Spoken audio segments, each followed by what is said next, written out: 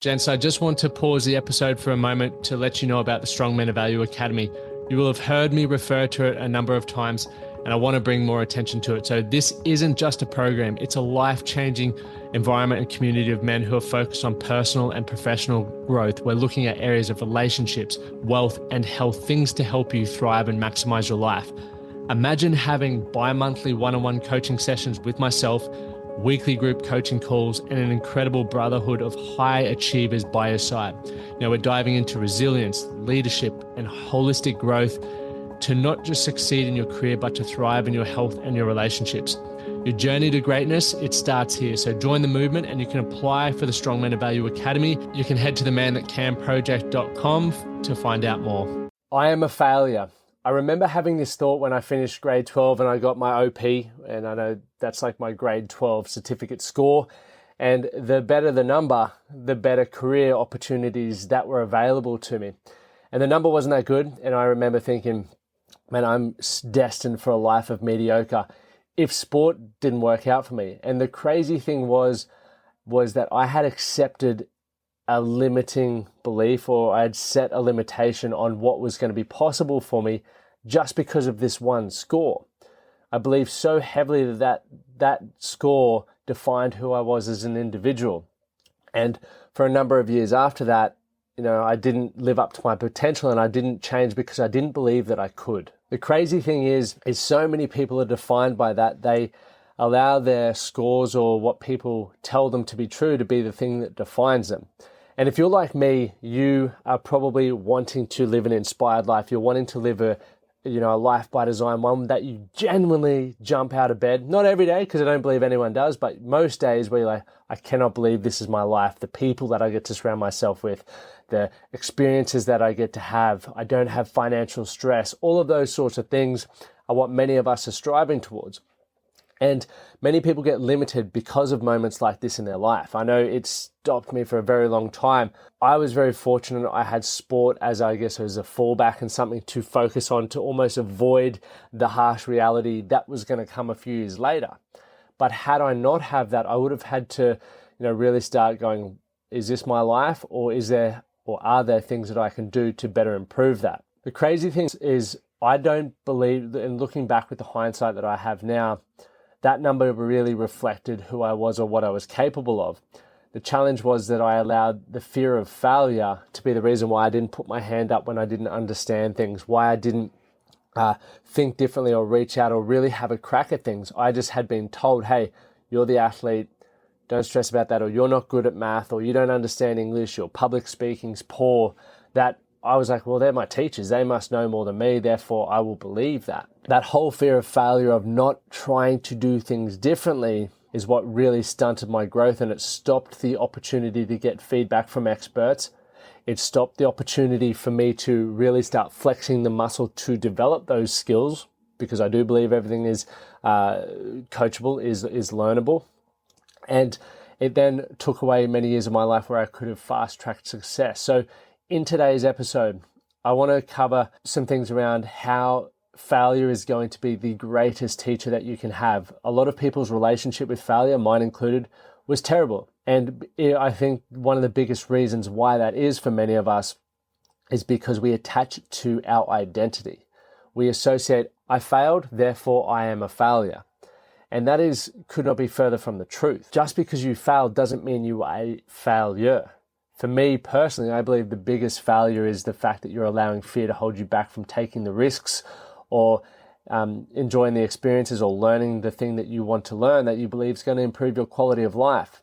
I believe that failure is just going to shine that mirror back to say, hey, Lachie, you keep failing at this, but this is what's holding you back. If you are truly committed, then you can learn that thing and propel yourself forward. But it takes a lot to be able to get over that association of failing with failure or being a failure. So we're going to go through, one, why we fail. Secondly, you are not your past results, but your response to them. I think that's a really key point.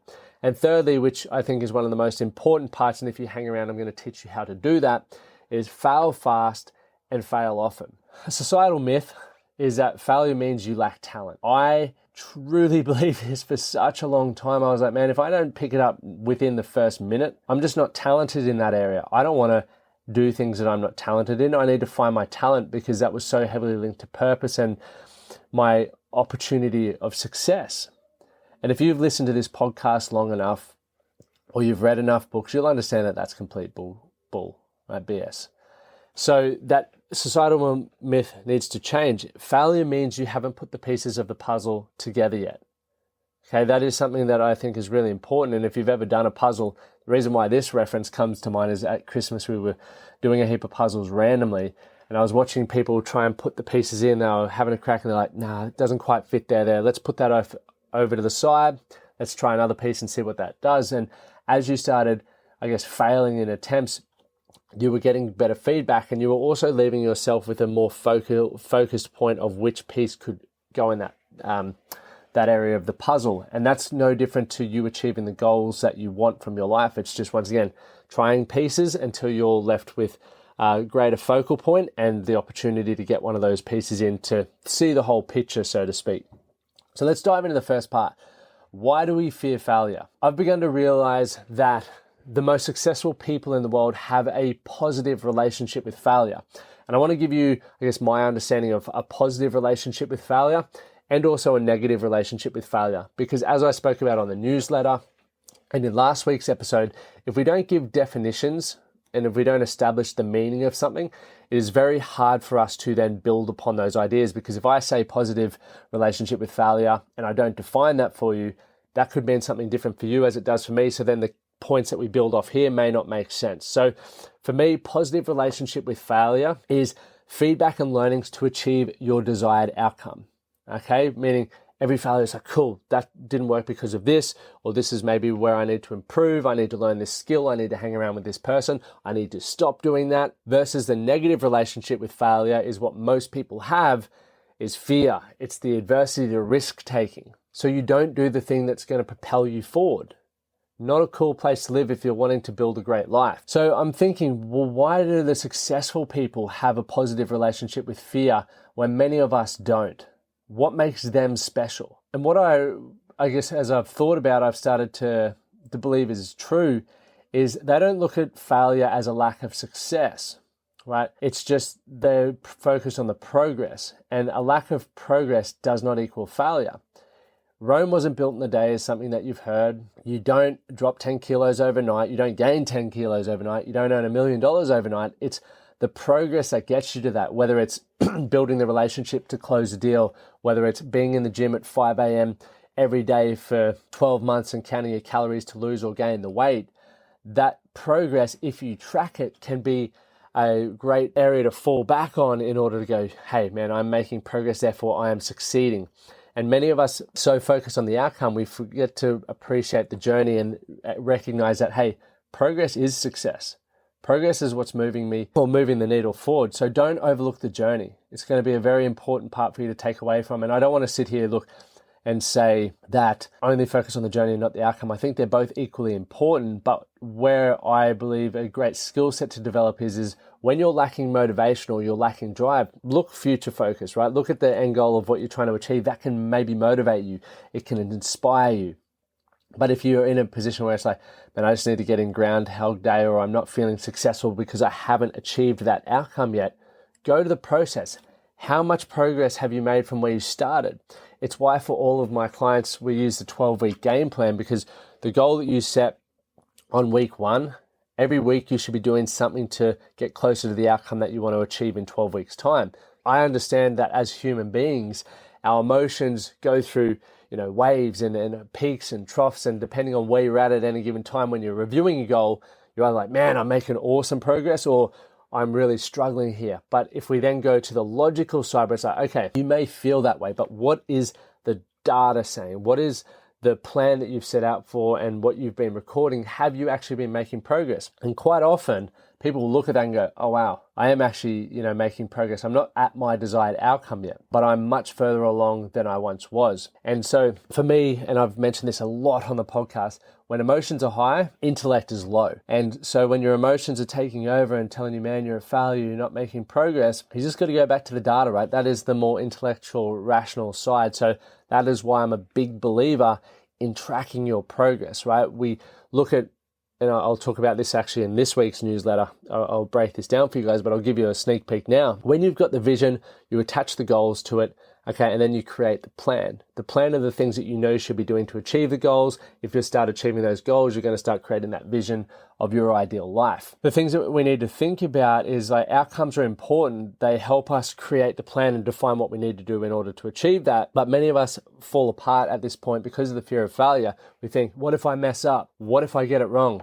What if I'm not good enough? All valid thoughts and all things you should probably ask yourself, but you need to work through that and challenge it. It's like, what if I don't mess it up? What if I don't get it wrong? What if I am good enough? The negativity bias is something that we all experience, and it's come with us through evolution, where it's like, man, I want to keep you safe. Your brain is saying, hey, Lockie, I'm going to get you to consider you're not good enough. I'm going to get you to consider failing. I'm going to get you to consider that you'll mess it up, because I don't want you to go through that potential failure because your body doesn't, or your mind, doesn't send a response to go, man, if that breaks up and people judge you or laugh at you, that is like dying. That is your body's response to dying, where it's like, man, I just don't want to go near that. I don't want to experience that. I want to keep you safe, which is generally in the comfort zone, which is further away from the life that you want. So you have to accept fear is going to come with you, but you need to use fear as your compass to be able to know what things you should be doing to grow into the person that you need to become, to have the life that you want to have. It doesn't need to be complicated, right? You can allow your mind to keep you safe and avoid failure, or you can jump in the driver's seat and accept that you're going to be part of the process. It will be part of the process. You need to accept that failure doesn't define you, it guides you. So a couple of questions that I left in this week's newsletter are that if you want to improve your relationship with fear, use these questions. I use them in my own life. And if you're driving, I would probably, you can pause it now and finish this later when you've got a pen and paper, or just start thinking about it. But question number one, where in your life are you afraid of failing? So it could be asking someone out on a date. It could be getting into the gym because you're worried, you've tried so many different routines and you've never managed to drop the weight. So you're afraid of getting back in there and failing again because you're associating it with who you are. You need to disassociate it with who you are and just keep trying different modalities, diets, things to get the feedback to understand what's going to help you grow. The second question is, what does failure actually look like? Right? Give it a definition so you know. Because most people have a fear of something they don't actually understand or comprehend. The third, isn't it absolute, or can you learn from it? So there are things in life that you can do which is like a full stop, and I'll say suicide could be one. People experience grief and pain and they can contemplate or have suicidal ideology, and that's something you can't come back from. There's plenty of things in life that you can't come back from. So you need to think about the failures that are potentially there. Are they absolute, or are they an opportunity for you to learn? And obviously, depending on where it swings in that pendulum, impacts the severity of those decisions. So I use those questions to think about how they can help me grow in the future. Point number two, you are not your results, but your response to them. This may sound like common sense, but you will be surprised how uncommon it is, right? The fulfillment of our life revolves around how we respond to it, right? The experiences, the people, the situations. An example is that two men could experience the same event and it could provide them with very different meanings. When I was writing the newsletter this week, I was trying to find the example and I couldn't find it. So I was like, maybe I just made it up in my head. I definitely didn't. There is a story, but the story goes like this, that two men grew up and they had their dad go to jail for a serious crime, had life in prison. Anyway, fast forward, as the men turned 30, one was in jail, getting a life sentence as well, and the other was a lawyer and, standing up for crime and had a beautiful family. When people heard about this story, they were interviewed, and the man who went to jail, the son, who went to jail with a life sentence said, well, how could I not end up here? Do you know who my father was? And then they interviewed the other son who was a lawyer and had a beautiful family and stuff. And his same response was the same. It's like, well, how could I end up here? Do you know who my father was? So one was inspired to build a better life. One sort of took the same habits and actions and continued to do the same things that his dad did. So this is why understanding the importance of how we respond to things matters more than anything. And this can be improved and grown through perspective, through networking, through self-awareness, and some great skills that you can learn. Once again, failure taught me this because I believed I couldn't change until I started learning, I started reading, I started hanging out with different people, and I noticed how I thought, acted, and behaved, and who I was surrounding myself with changed as well. And I was like, if that's changing, so are my responses to certain situations. Viktor Frankl wrote in Man's Search for Meaning, and if you haven't read that book, amazing book. Between stimulus and response, there is a space. In that space is our power to choose our response. In our response lies our growth and our freedom. And it is such a beautiful thing from someone who was during the Holocaust, for him to say that he went through probably some of the worst stuff in the world, and he still chose to keep a certain standard with his responses and behaviors. And for me, it's like, okay, going back to what I said in point one, that when emotions are high, intellect is low. We just need to understand that if our emotions are high, how can we manage them better? And there's a great book by Daniel Goleman, Emotional Intelligence, which I'd highly recommend you read if you haven't. But there's a lot of steps that you can do there to start managing, becoming more aware of your triggers and what emotionally supercharges you. Because when you're in control of that, life becomes a lot more simple. We overcomplicate life because we aren't aware of how much our emotions are impacting our responses to certain events. And some events are really not that big deal. And people will say, and I've been guilty of saying, it's all relative to the individual. But I also believe that us as individuals should be moving towards a place where we can manage response, we can seek to understand, and we can hold ourselves to our highest standards regardless of the adversity that we're facing. And a lot of these skills you can learn and develop. And one of the best ways I've done that through surrounding myself with people who have the results that I want, or maybe are comfortable and capable of managing stress. And in our 7-day Strong Man of Value challenge program, which is $27, you'll go through over 7 days developing these for yourself. You'll get the frameworks. And as I talk about, foundations rarely change, rare if ever. But utilizing those foundations to put in your own life so that you can start understanding and unpacking your mind and what's working well for you and what's not, you then put yourself in a very powerful position to continue to create change. When you understand that you can learn skills to improve your life, your response to adversity improves, you'll feel like you have that superpower. You aren't the same man this year as you were last year, or at least I would hope not. And you shouldn't be the same man in 12 months as you are now. That would mean you're not growing. And in order to get different results and better outcomes, you must be growing. You must be changing your response to adversity and to the outcomes that you're getting, because those who can respond better to stimulus and adversity are the people who are generally climbing to the top. And I know that you're listening to this podcast because that's what you want. So it is a very powerful and important skill for you to develop. It should always be growing. So a few questions once again to help you grow. And if you want these written down, head over to my newsletter in the link and you'll be able to get those questions and fill them out there. Or you can just do the 7-day challenge if you want to spend the $27. But a few questions help. What was my most recent obstacle that I faced? Secondly, how did I respond to it? We're now building self-awareness, right? Asking ourselves questions to real life experiences for you. How would my best self have responded to it? Once again, future projection of who you want to be and how that person would show up. You're now starting to condition yourself to think differently and behave differently. What can I take from this for the future? Learnings. There's always learnings from life. Let's talk about point number 3, fail fast and fail often. I believe it's one of the most important parts.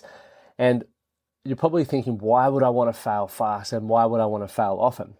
So I've given this example a number of times in the podcast where when I started in network marketing, obviously we all start at the same level. We're given the same product. We're given the same tools and resources to build a business. And in 12 weeks' time, I was at the executive top level. And a lot of the people who started at the same time as myself weren't. And I thought that was interesting because I just did what they said to do and these people didn't. And when I started talking to them, I noticed how much fear had held them back. the fear of rejection, the fear of judgment, the fear of failure, and potentially even the fear of success. And that fear meant they weren't doing the thing that they needed to do to get the outcome. I found that very interesting because I had the same fears. I wasn't standing there going, I never feared rejection, I never feared failure. I just became comfortable with it because the fear of not achieving what I wanted to achieve was more daunting, right? As I said at the beginning, I believe the ultimate failure is not moving through the fear to create the life that you want for yourself. When I understood and I thought people allow fear to, associate with who they are, I'm a failure or I'm a reject or I can't sell this, therefore I'm useless, I just thought, okay, well, I can always get better at that. And the more I fail, the more rejections I get, the more phone calls I have, I'm going to get better at that. So the short-term failures lead to me developing the skill that's going to change my life. And I really want you to take that away. I really believe that if you're holding back and you go back to those questions earlier, like what is the thing that you last failed with, or what are you not doing because of fear? That's the exact thing that you need to do in order to get the outcomes that you want, whether it's more money, healthier, better relationships. You need to start going, okay, the truth is failure doesn't define me. It is going to help guide me. So I'm hoping by the time that you've finished listening to this, that you feel a little bit more inspiration and you know that confidence is going to be built through repetition, becoming more comfortable with the uncomfortable. That's the only way to do it. It's a big reason why I'm a believer in having the right people around you, those who motivate, support you, and inspire you to do those things as well. Because as I said, it is daunting. I've had a great support network even since I was back in network marketing, but even more so now within my business as I have to pick up the phone. It's like, I know that I'm going to get hung up on. I know that I'm going to get rejected, but the potential change, not only in my own life, but for the people that I work with is so beneficial. Michael Jordan is a famous example of this, and he was quoted as saying, 26 times I've been trusted to take the game-winning shot and missed. I've failed over and over and over again in my life, and that's why I succeed. Change your relationship with failure. Imagine if he quit after his first miss. He wouldn't be who he is today, and you're no different. You gotta fail to become the man that you want to become, to get the results that you want. It's a stepping stone to success. It will teach you everything that you need. You must accept responsibility for this to work. And I want to give you, once again, another couple of questions. If you are driving and you don't catch this, head over to the website in the link below. Here's what you do after you set a goal. List actions in order of priority. Secondly, take action. Thirdly, review actions. Fourthly, revise if needed, meaning the actions that you're doing aren't the most beneficial. And continue until. When you focus on the process, you remove the failure because it's like, this is the next step, or this is what I need to revise, as opposed to, man, I didn't get the outcome today. If you have a more positive relationship with failure, it won't define you. You'll understand that. And I'm going to wrap it up there, guys, because once again, if you want more of this, head over to the newsletter. Thank you for supporting the show. I truly appreciate it. We're growing massively in the United States at the moment, which is exciting because we have a lot of new listeners, and I hope you're getting value from this. And as I've said, if you do find yourself in a position where you want to get some more structure and start making some improvements, head over to themanthatcanproject.com. You can check out our programs. If you fully want to get involved in our community, there's stuff there for you. If you just want some stuff to start making some progress, we've got that there as well. And super simple, head over to that website. My name is Lachlan Stuart. As always, do something today to be better for tomorrow. Thank you for listening to the Man That Can Project podcast. My name is Lachlan Stuart, and I hope you enjoyed this episode and found it helpful. If you did, please take a moment to rate and review the Man That Can Project on your favorite podcast platform. And don't forget to subscribe to stay up to date with our newest episodes. We'll see you again next time.